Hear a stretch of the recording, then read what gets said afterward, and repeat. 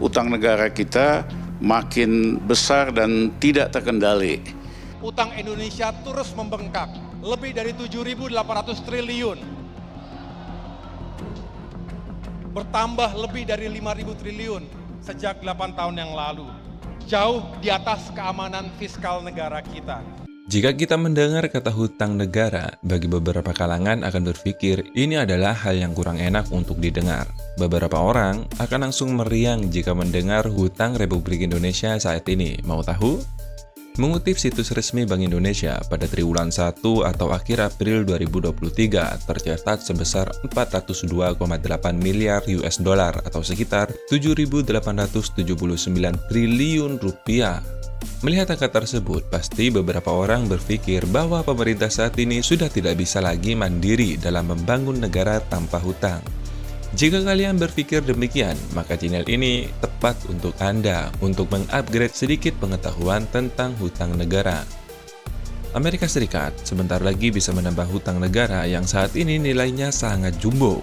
Batas hutang yang saat ini mencapai 31,4 triliun US dollar atau setara 470.000 triliun rupiah dan bisa ditangguhkan jika Senat menyetujuinya.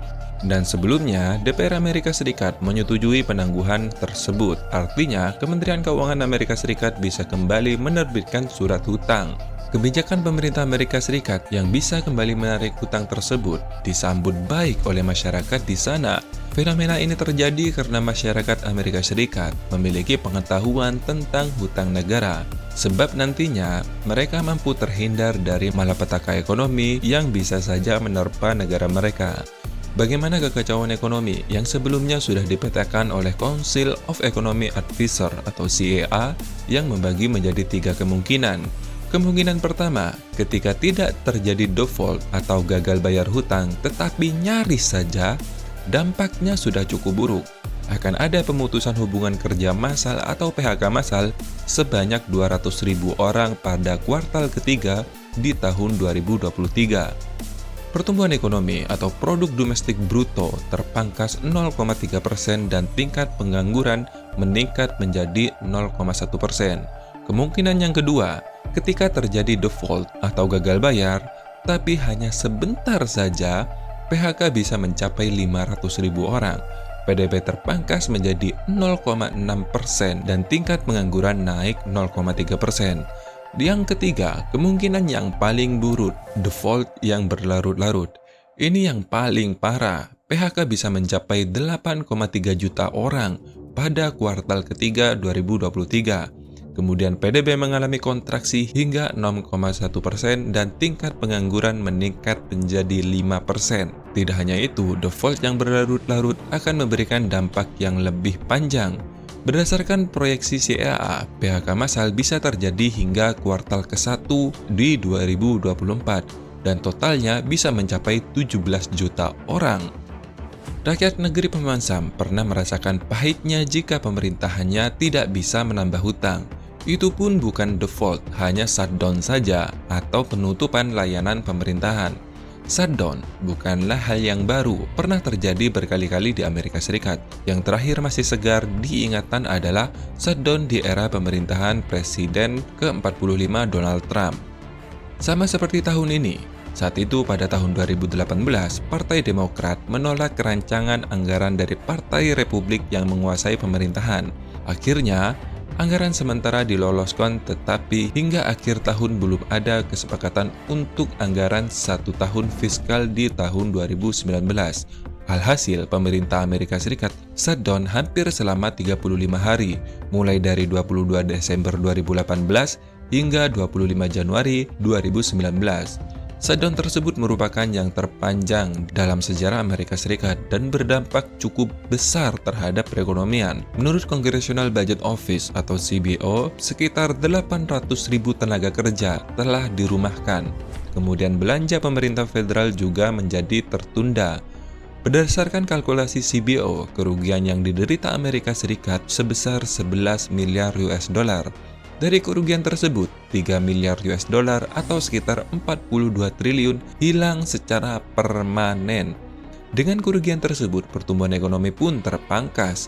Oleh karena itu, meski memiliki hutang yang jumbo dengan rasio terhadap produk domestik bruto hingga 128%, masyarakat Amerika Serikat masih sangat senang sebab mereka terhindar dari malapetaka ekonomi dan bantuan sosial pun diterima.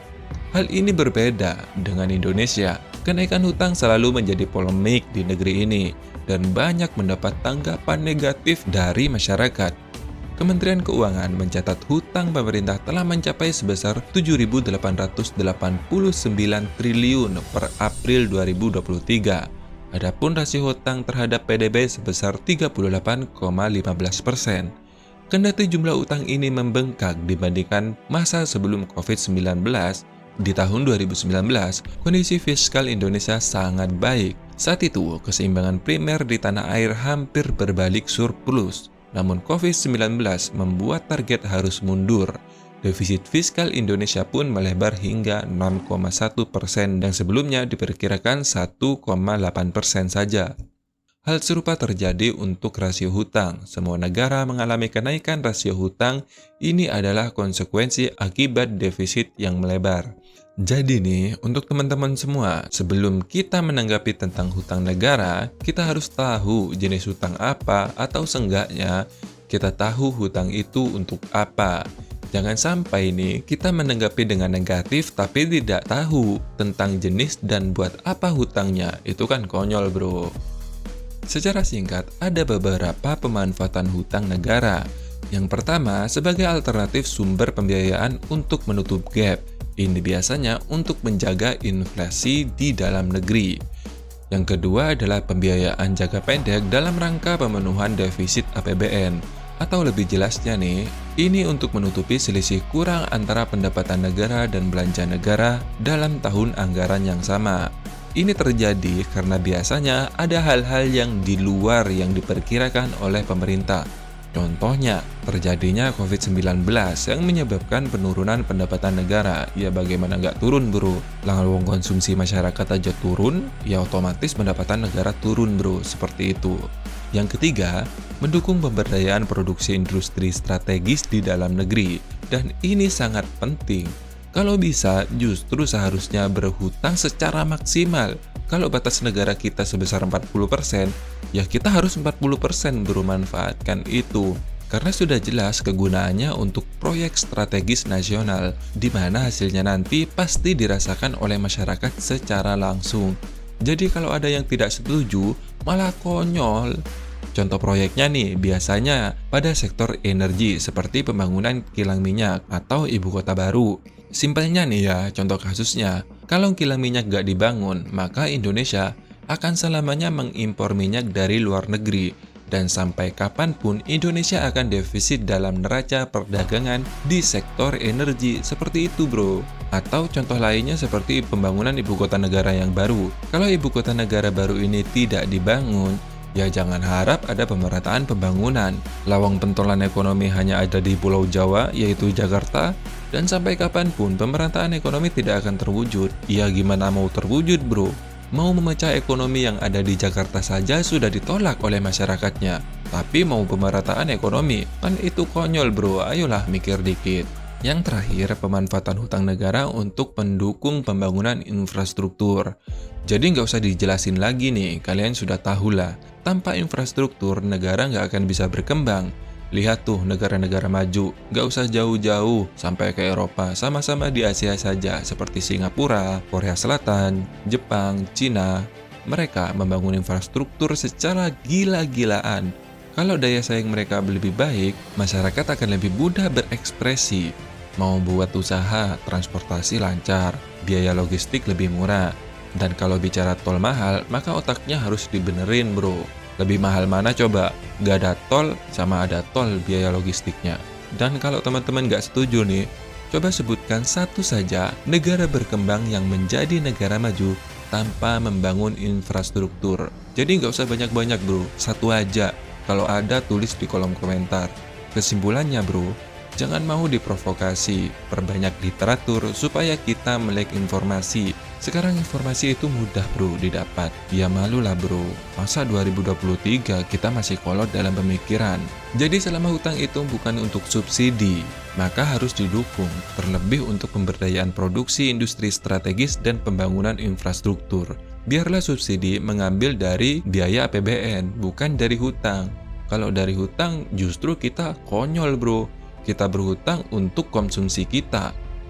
Seharusnya kita berhutang untuk usaha kita. Kalau kita mau memberikan subsidi ke masyarakat miskin, ya harus dari penghasilan kita. Kita ukur tuh penghasilan kita berapa, dan kita anggarkan berapa untuk subsidi. Bukan sebaliknya, bukan kita berhutang untuk bersubsidi. Seperti itu. Semoga informasi ini bermanfaat. Terima kasih sudah menonton dan sampai jumpa. Dadah.